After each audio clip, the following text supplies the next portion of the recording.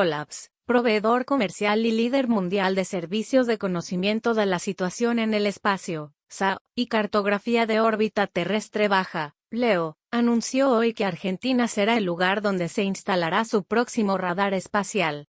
El radar espacial argentino, AXR, representa una incorporación clave a la creciente constelación global de sensores en fase de banda S de Leolabs, distribuidos estratégicamente en los hemisferios norte y sur, así como en las regiones polares y ecuatoriales. La ubicación del AXR se encuentra en el archipiélago de Tierra de Fuego, a poco menos de 5.000 kilómetros de la Antártida. Este lugar se eligió principalmente por su elevada latitud, lo cual es muy beneficioso para supervisar las conjunciones de alto riesgo que suelen producirse por encima de los 60 grados de latitud. La ubicación del AXR permitirá a Leolabs tener un mejor conocimiento de la situación en el hemisferio sur y reducir las incertidumbres de posición, lo que se traducirá en mensajes de datos de conjunción más precisos y confiables.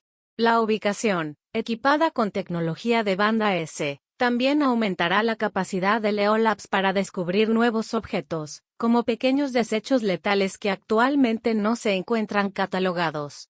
Esta última incorporación a la red de radares espaciales en fase de Leolabs refleja los esfuerzos de la empresa por diversificar geográficamente su cobertura, tanto en latitud como en longitud.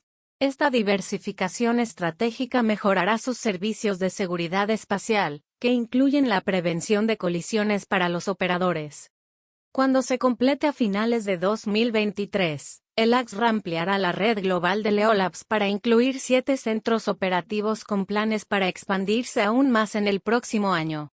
Es un privilegio construir este radar en Argentina, y contribuir a la historia de la exploración y administración espacial de este país. Al ser nuestro tercer radar en el hemisferio sur y el primero en América del Sur, la ubicación de Argentina es fundamental para cerrar la brecha global en la cobertura del SAO y mejorar el análisis de los eventos que ocurren en esta parte del mundo. Esta ubicación mejorará en gran medida nuestra capacidad para rastrear objetos y supervisar eventos de alto riesgo en la órbita terrestre baja, afirmó Dan Sepperley, CEO de Leolabs.